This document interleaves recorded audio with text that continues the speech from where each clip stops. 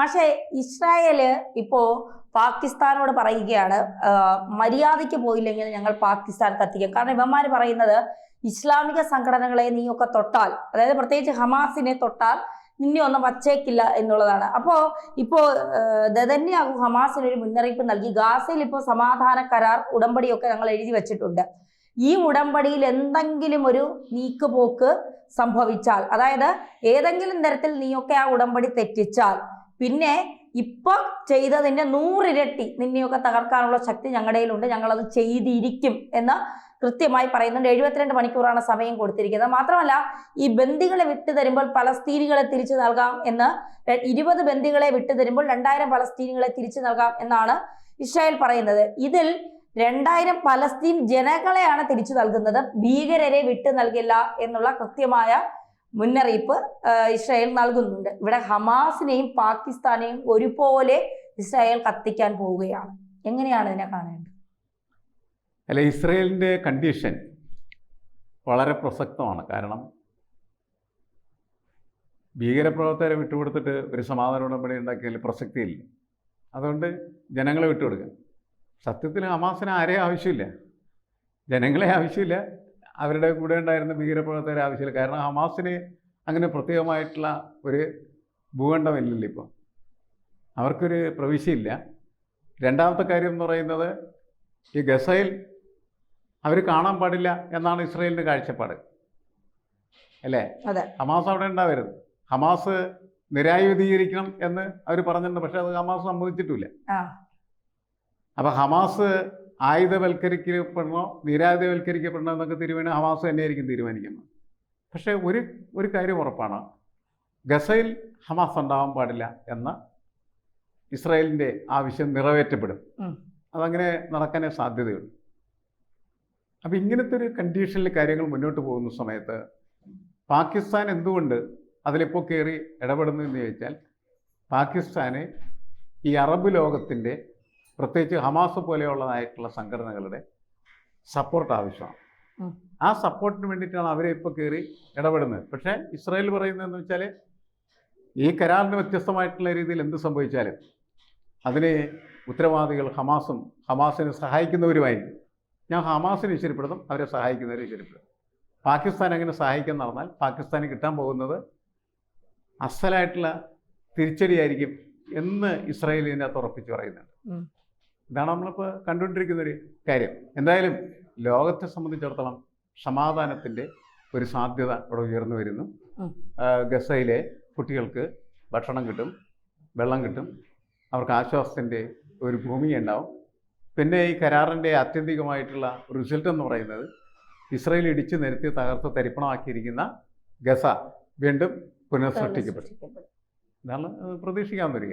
പക്ഷേ പിന്നെ ഇപ്പോൾ ട്രംപ് ഇത്തരം നിലപാടുകളൊക്കെ സ്വീകരിക്കുന്നുണ്ട്, ബന്ദികളെ വിട്ടുകൊടുക്കണം, അതൊക്കെയാണ് ഇവിടുത്തെ ഏറ്റവും പ്രധാനപ്പെട്ട കാര്യം. എങ്കിൽ പോലും ഗസയിൽ ഒരു ആത്യന്തികമായ ഒരു സമാധാനം ഹമാസിനെ നമുക്ക് വിശ്വസിക്കാൻ കഴിയില്ല. കാരണം ഹമാസിന് ഇനി പോകാൻ ഒരു സ്ഥലമില്ല എന്നുള്ളതാണ്. പലസ്തീനിലോട്ടും പോകാൻ കഴിയില്ല, ഗസയിലോട്ടും പോകാൻ കഴിയില്ല.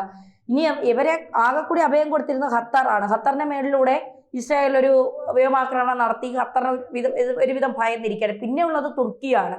അപ്പൊ ഇനി ഇവരൊക്കെ എങ്ങോട്ടായിരിക്കും, ഒരു പലായനം ചെയ്യാനുള്ള ഒരു സാഹചര്യം എങ്ങോട്ടായിരിക്കും?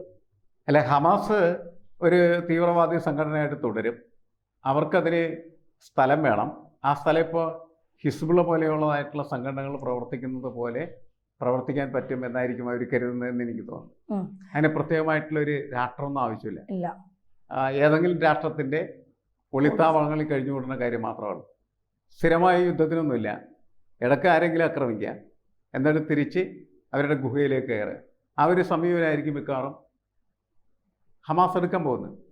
അതല്ലാതെ ലോകത്തുള്ള മുഴുവൻ മുസ്ലിങ്ങളുടെയും വിമോചക പ്രസ്ഥാനമായിട്ടോ ആ വിമോചക പ്രസ്ഥാനത്തിന് നേതൃത്വം കൊടുക്കുന്ന സംവിധാനമായിട്ടോ ഹമാസ് ഇല്ല. ഹമാസ് നേരത്തെയും ഇല്ല ശരിക്കും പറഞ്ഞാൽ. പക്ഷേ ഹമാസ് അങ്ങനെയാണെന്ന് പലരും വ്യാഖ്യാനിച്ചിരുന്നു എന്ന് മാത്രമേ ഉള്ളൂ. ഒരു വിമോചന സ്വഭാവം എന്ന് പറയുന്നത് പലസ്തീനികൾക്ക് നഷ്ടപ്പെട്ടത് PLO, പാലസ്തീൻ ലിബറേഷൻ ഓർഗനൈസേഷൻ എന്ന് പറയുന്ന ആ സംവിധാനത്തിൻ്റെ നാശത്തോടു കൂടിയാണ്. യാസർ അറാഫത്ത് ഇല്ലാതാകുന്നതോടുകൂടിയാണ് യഥാർത്ഥത്തിൽ ഈ പലസ്തീനികളുടെ വിമോചന പ്രതീകം നഷ്ടപ്പെട്ടു. അവരുടെ വിമോചന സ്വഭാവം നഷ്ടപ്പെട്ടു പോകുന്ന അങ്ങനെയാണ്. ആ വിമോചന സ്വഭാവം നഷ്ടപ്പെട്ട ഒരു വാക്യൂമിലാണ് ഹമാസ് കടന്നുകൊണ്ട് ഹമാസ് എന്ന് പറയുന്ന ഭീകര സംഘടന വളർന്നു വരുന്നത്. അപ്പോൾ ഇതിനെ ന്യായീകരിക്കുന്ന പല ആളുകളുണ്ട്. കാരണം നിരന്തരമായിട്ട് ഇസ്രായേലുകളിങ്ങനെ പലസ്തീനുകൾ ഉപദ്രവിച്ചുകൊണ്ടിരുന്നാൽ അത് സഹിക്കണം, അതിനെ തിരിച്ചടിക്കണം. അങ്ങനെ തിരിച്ചടിക്കാൻ ഹമാസ് തയ്യാറാകുമ്പോൾ ഹമാസിൻ്റെ പ്രവർത്തനം എന്ന് പറയുന്നത് വിമോചനാത്മകമായിട്ടുള്ള പ്രവർത്തനം അല്ലേ എന്ന് ചോദിക്കുന്നതിനുണ്ട്.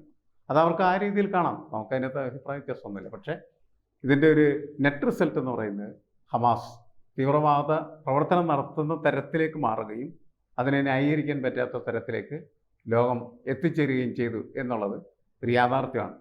കാരണം ഇപ്പോൾ ഈ ഗസയിലെ 2 വർഷക്കാലത്തെ യുദ്ധത്തിൻ്റെ ഫലമായി അല്ലെങ്കിൽ ഇസ്രായേലിൻ്റെ അധിനിവേശത്തിൻ്റെ ഫലമായിട്ട് അവിടെ നഷ്ടപ്പെട്ടത് ഏതാണ്ട് 70,000-നടുത്ത ജനങ്ങളാണ്. അതിൽ കുട്ടികളും സ്ത്രീകളും വളരെ കൂടുതലാണ്. അതാകട്ടെ ആരംഭിക്കുന്നത് ഈ കഴിഞ്ഞ 2 വർഷം മുമ്പുള്ള ഒക്ടോബർ 7 അത് ഇവർ നടത്തിയ ഹമാസ് നടത്തിയ ആക്രമണത്തിൻ്റെ ഫലമാണ്. ഇപ്പോൾ പലരും ഈ കാര്യങ്ങളൊന്നും കൃത്യമായിട്ട് പഠിക്കാത്ത ആളുകൾ കരുതുന്നതെന്ന് വെച്ചാൽ ഈ ഇസ്രായേലും പാലസ്തീനും എന്നുള്ള പ്രശ്നം എന്ന് പറയുന്നത് ഏതാണ്ട് 2 വർഷം മുമ്പ് തുടങ്ങിയത് അല്ല, അത് എത്രയോ വർഷങ്ങൾക്ക് മുമ്പ് 1948 മുതൽ ഇങ്ങനെ തുടരുന്നൊരു പ്രക്രിയയുടെ ഒരു എൻഡിലാണ് നമ്മൾ നിൽക്കുന്നത്. ഇത് അവസാനിച്ചെന്ന് വെച്ചാൽ ഇപ്പോൾ അവസാനിച്ചെന്ന് എനിക്ക് തോന്നുന്നില്ല. താൽക്കാലികമായിട്ടുള്ള ഒരു അവസാനിപ്പിക്കൽ മാത്രമായിട്ട് ഇതിനെ നമുക്ക് കണക്കാക്കാൻ പറ്റുള്ളൂ. ഇതിനപ്പുറത്തേക്ക് ഇത് പോകേണ്ടതുണ്ട്. അങ്ങനെ പോകണമെങ്കിൽ ഗസ സമാധാനത്തിൻ്റെ ഒരു ഭൂമാത്രമായിട്ട് അല്ലെങ്കിൽ ഭൂപ്രദേശം മാത്രമാണ് മാറേണ്ടത്. എങ്കിലേ ഇത് എന്നേക്കുമായിട്ട് അവസാനിക്കുകയുള്ളൂ. അതല്ലെങ്കിൽ ഈ ചൊറിച്ചിലും മാന്തലും ഒക്കെ വീണ്ടും തുറന്നുകൊണ്ടിരിക്കും, വീണ്ടും പ്രശ്നങ്ങളുണ്ടാകും. ഇസ്രായേലിൻ്റെ കാഴ്ചപ്പാടുകൾ എന്താണെന്ന് നമുക്ക് പറയാൻ പറ്റില്ല. പലസ്തീൻ എന്ന് പറയുന്നത് അവരുടെ ഒരു സെറ്റിൽമെൻ്റ് ആയിട്ട് മാറുമോ അല്ലെങ്കിൽ ഒരു കോളനി ആയിട്ട് മാറുമോ എന്നൊന്നും നമുക്ക് പറയാൻ പറ്റില്ല. പലസ്തീൻ എന്ന് പറയുന്നത് ഒരു അംഗീകൃത രാഷ്ട്രമായിട്ട് നിലനിൽക്കുമോ അതും അറിയില്ല. പലസ്തീൻ്റെ ഒരു കൗൺസിൽ അവിടെ ഇപ്പോഴും നിലനിൽക്കുന്നുണ്ട്. ആ പലസ്തീൻ കൗൺസിൽ എന്ന് പറയുന്നത് പലസ്തീൻ രാഷ്ട്രമായിട്ട് മാറണം. എങ്കിലേ പലസ്തീൻ എന്ന് പറയുന്ന ഒരു രാഷ്ട്രത്തിന് ഭൂപടത്തിൽ സ്ഥാനമുണ്ടാവുക.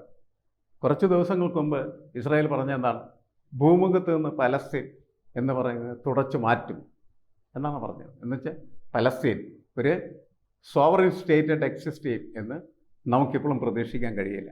പക്ഷേ കുറച്ച് ദിവസങ്ങൾക്ക് മുമ്പ് യുണൈറ്റഡ് നേഷൻസ് ഓർഗനൈസേഷൻ്റെ അസംബ്ലി ലോകത്തെ പല പ്രമുഖ രാഷ്ട്രങ്ങളും പലസ്തീൻ എന്ന് പറയുന്ന രാഷ്ട്രം നിലനിൽക്കണം എന്നാവശ്യപ്പെടുകയുണ്ടായി. അത് നടപ്പിലാവുക എന്നുള്ളത് കുറച്ച് ദിവസം കഴിഞ്ഞതിന് ശേഷം മാത്രം മനസ്സിലാക്കാൻ കഴിയുന്നൊരു കാര്യമാണ്.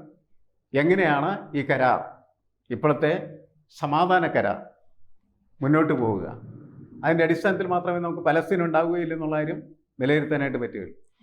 അല്ലാതെ ഇപ്പോൾ നമുക്ക് പലസ്തീനുണ്ട് എന്ന് പറഞ്ഞ് മുന്നോട്ട് പോകാനായിട്ട് പറ്റില്ല.